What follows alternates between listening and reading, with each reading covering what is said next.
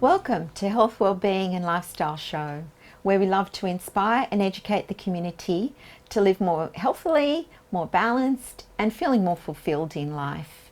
And today for our first guest we have Michael Clark, who's a medical intuitive, and today he's talking to us about naturally healing medical conditions. So Michael, can you tell us a bit more about that? Before I go into about naturally healing medical conditions, I feel it's very important to understand the 5 critical energies and the 6 stages of disease. So when I talk about the 5 critical energies, these energies are within the body and they're outside the body as well. And these critical energies are nuclear energy, electrical energy, radiant energy, chemical energy, and mechanical energy. Now, we have different diseases and disorders based on where the imbalance is in the energies in our system and around us, in our environment as well. And what happens is, if we get too much of an energy, it starts to accumulate in what I call its home within the body, and then it can move. This is the first stage of disease, right? And then the second stage is where that energy starts to put pressure on that organ or that part of the body, and then it moves into a spread. This is where it starts to spread through the body, and then it starts to isolate into weak areas of the body, within the body. And that's what I call the isolation stage. That's stage 4 in the disease process. Stage 5 is the manifestation stage, and this is where most people start to feel and see symptoms, yeah? And this is when it's really isolated into a tissue within the body and really starting to take over that tissue, and that's why we start to see the symptoms. And then the 6th stage, which is the destruction stage and the disease stage, is when the energy starts to really take over the whole body and starts to, really take control of the whole body. So the reason I want to share those energies and those processes and stages of disease is because it's very important to understand how you can heal medical conditions naturally. Because when you understand the stage of disease that you're at, you are then able to meet the energy where it is at in the stage of disease and move it back through the layers and through the stages of disease to bring the body and the being of the person back into balance and back into alignment. Okay, could you, for our viewers, could you give us some examples of how you've seen changes in people with medical diseases? Definitely. So I know of a lady who had breast cancer, right? So that'd be the 6th stage of disease. Now, breast cancer is related to excess nuclear energy in the body, yeah? And what this lady did, she went out and did simple natural process to support bringing that nuclear energy and the whole energies in the body back into balance, and then also to step out of the disease stage and back to a place of alignment and back to a place of being in tune with herself. Now, all she simply did was change nutrition. So she changed what she was putting into her body. She changed her environment. So she was working in a very busy environment. She stepped out of that work environment. She changed what she was doing daily, so she wasn't pushing all the time. She started to relax and gave herself more time. And the last thing she did was she sat beside a tree each day and literally sat there with her eyes closed and said, "I love you cells, I love you cells, I love you cells." Did that for an hour each day. Within 3 months, she was able to move beyond what was diagnosed as stage 4 breast cancer to the point where people couldn't believe it had happened. They seen it and believed it was a miracle. Just for our viewers, you mentioned nuclear stage. Could you explain what the nuclear part of it means for them? So nuclear is a nuclear energy, yeah? So we've got 5 different energies in the body, yeah? A nuclear energy, if we want to make it as simple, is basically space in the body. So nuclear energy is the space that we have in our body, and what happened is she had too much nuclear energy, which created so much space in her body, which is what created the breast cancer. So if you were to give us, if you have some tips for our viewers, what would your top tip be for them for today? So the top tip for me would be first to understand your body, because no one knows your body like you do. So allow yourself to understand your body and just listen in and connect with your body. Yeah, when you listen in and connect to your body, it can create massive shifts for yourself, but you can also understand your body and yourself better to then be able to heal medical conditions naturally because no one understands or knows your body like you know your body. How would you explain that, tuning into your body and reading those signs? For me, the way to do that, I feel, would be just to find a quiet space by yourself, relax, and just simply close your eyes, connect into your body, and just ask your body, what do you need to tell me now? What do you need to share with me now? And just listen into those answers. So is that about, that's a great deal about trusting, isn't it? Trusting that first thing that comes. And I guess there's a bit of people trusting themselves to have the answer. Would you say that's where that comes from? It's all about trust in self. And as part of that is, if you sit with your body and ask it the questions, you're always going to get an answer.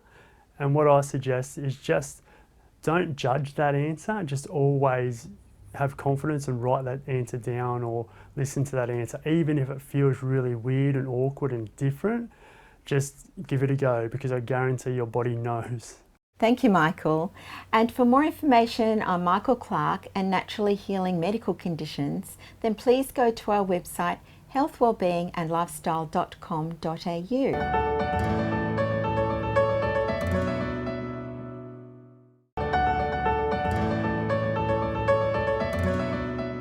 Welcome back, and now we have Pauline Rooney back with us, our Yoga for Wellbeing instructor and author. And the topic today we're covering in this series is back pain. Welcome, Pauline. Thanks. And so what type of back pain are we talking about today? We're talking, Linda, mainly about the general back pain, the lower back, neck and shoulders, sitting too long, standing incorrectly, all of those types of things. We're certainly not talking about surgery type back pain. We're talking the general aches and pains in the back. So you said standing incorrectly. So people think about we're sitting incorrectly, but what do you mean? What does standing incorrect? We need to be standing upright, the ball and the heel of the foot being in contact, no dropping of the hip, no folding of the arms, because that all pushes us out of alignment. The other thing is we tend to walk with our phone on our shoulder up, that type of thing, and that can certainly give us a great deal of neck and back pain, carrying through the whole body really. Well, that's interesting. And how can yoga then help with back pain? Oh, yoga is a dream come true if you have a back pain. The posture of yoga is designed to lengthen, strengthen and recharge the mind and the body. Sometimes, you know, Linda, our mind overthinks and we're not doing things quite correctly. So if I were to sit back or something like that, even sit like that, that would cause a discomfort in our back. Yoga teaches us then to be very strong in our abdominals, in the shoulders back and down, all those types of things that really assist in keeping the structure strong. And I often think if we could learn to work with our skeletal body, everything else would fall into alignment. And with the postures, they really are designed to strengthen and lengthen. However, we hear so much about many types of yoga, and that is fantastic. With back pain and all those sorts of things, it's like anything else, Linda. You need to choose the person and the studio and the style of yoga that's going to work for you. Everybody's different, so find the person that you click with, and you'll find that they will integrate posture, meditation, mind focus and breathing, because we need all of these things to come together to create the well-being in us mentally, physically, and we'll say spiritually. So it's a great help. And how would you say then yoga is different to other ways of helping back pain? Yoga is unique because we cover the whole body.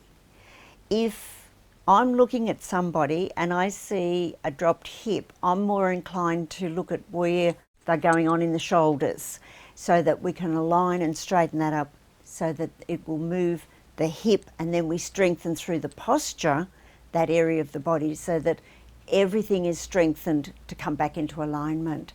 So it's very unique. And the mind, I believe, plays equal, if you like, importance as the posture. And it oxygenates, it gives a blood flow. It does all those types of things that sends energy through our bodies, and it's like a great flush of energy rushing through. And put that with the posture, you have a dynamic outcome. But you need to work at it too. You need to do your jobs as well. With the yoga, Linda, there's many different things. Standing, we learn to stand correctly. And of course, we have our lovely balancing poses. And if you're out of alignment in those, you're going to know about it because you're not balancing. So the balancing poses, they help to lift us and make sure that our alignment is there. We have the seated poses, we have the triangle poses. So they really do lengthen and strengthen. I keep saying that, but that's so important. And for a lot of people, they don't realise how strong a yogi can actually be. And once your muscles are strong, they support the skeletal body area, and therefore, if that is in alignment, then the muscles are more comfortable sitting around it, so to speak. And that's a great thing. There's simple things of drawing your knees up toward your chest, even sitting in a chair or on the floor. It's amazing the number of postures that we do. People will often say, I can't do a back bend, but in essence, that's what they need to be doing.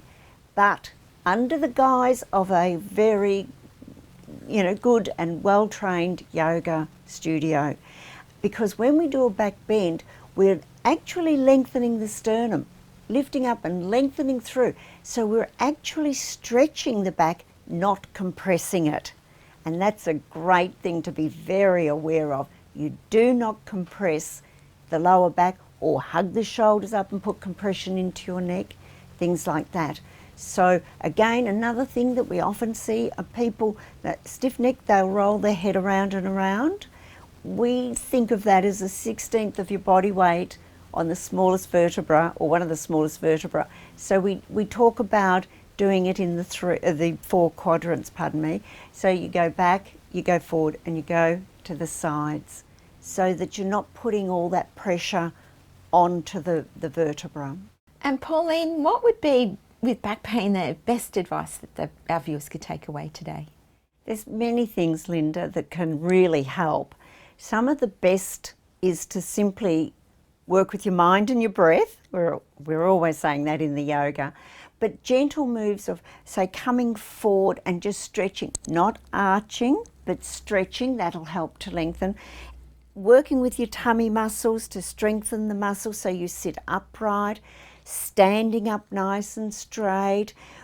When you bend from the knees, breathe in to lift, breathe out to put down, because that makes everything lighter.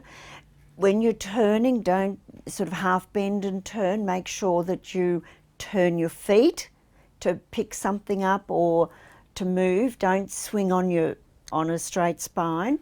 Those types of things really do help. And with your shoulders, you can do just a very gentle shoulder roll. We keep our elbows in and just work through the shoulders like that.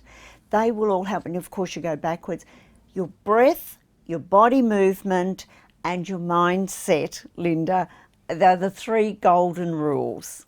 It's amazing how such simple things can actually assist in the gentler, I'll say, back problems, not serious back problems, but the everyday back problem.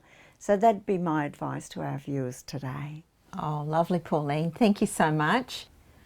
And now we'll go to break. If there's any more information you'd like on Pauline Rooney and yoga for wellbeing, but specifically back pain, then please go to her webpage on our website, healthwellbeingandlifestyle.com.au, and we'll be back after the break with another wonderful speaker.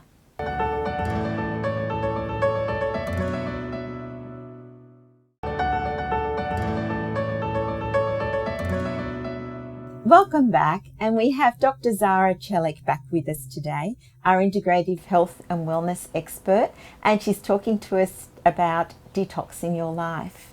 So, Dr. Zara, what is detoxing your life? Absolutely. So usually when we talk about detoxing life, people usually associate detoxification with a juice cleanse or a fasting experience that may try in their own daily lives. But it is more than that. When I talk about detoxing life, I'm referring to being mindful at mind, body, spiritual, environmental level, and even more. Because what we think, our thought process, what we say, is also contributing to how we feel, and also plays a role also what energy we create and radiate out in our environment, within ourselves and also in our workspace and with our loved ones. And of course, there's the detoxification of the physical body, which is, detoxing and giving a break to your organs. And, again, when it comes to detoxing at physical level, it is by individual. So I will encourage people to see what suits their needs, and to work on detoxing the physical body at that level. But having said that though, our body, our organs are always detoxing for us, but it is important that we support our detoxification organs. And some of the organs that are involved in detoxification is our liver, our gut health, our gut itself, the digestive tract, our skin, skin pores, if they're open with sweating, and through the sweating we are also detoxing. So body is very intelligent at what it does on its own, but it is a great idea, something that I suggest people to really clean the skin clean. The skin pores are clean, so then the body is detoxing efficiently through the skin pores as well. It is also a good idea to pay attention how your digestive health is performing, like we did in our last interview, as well as how the liver is doing, and also are we having the right foods to take the load off the liver. Because liver loaders could be such as alcohol or deep fatty fried foods. They can sort of add burden to the liver, which means the detoxification can become sluggish because liver is involved in physical detoxification process. And there is of course the lymphatic system when it comes to detoxing at the physical level, and the lymphatic system can need a bit of that boost time to time. So getting a nice regular lymphatic drainage massage can also help and support the lymphatic system as well as the physical detoxification system as well. And there's of course the environment that we work in, the environment that we live in, and we pay attention to, do we have enough greens in our environment to really help detox the air? Do we open our windows regularly to detox and clean the environment that we live in? Cosmetic products, personal care products come into play a role when it comes to detoxing our lives at environmental level.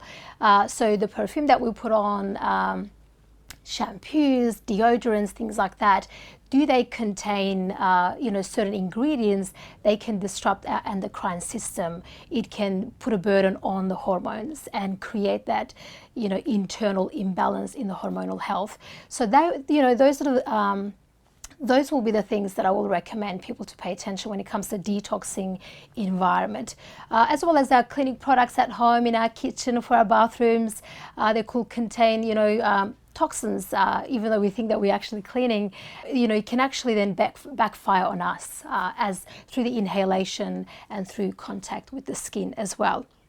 But I always encourage, which is the big one, is to really pay attention to the mind, our thought process, not to hold resentment and to clear that, to balance the mind, and also not to judge, criticize, including ourselves, as well as not to be infatuated with others. So that the whole thing can create imbalance in the mind and also in the individual as well.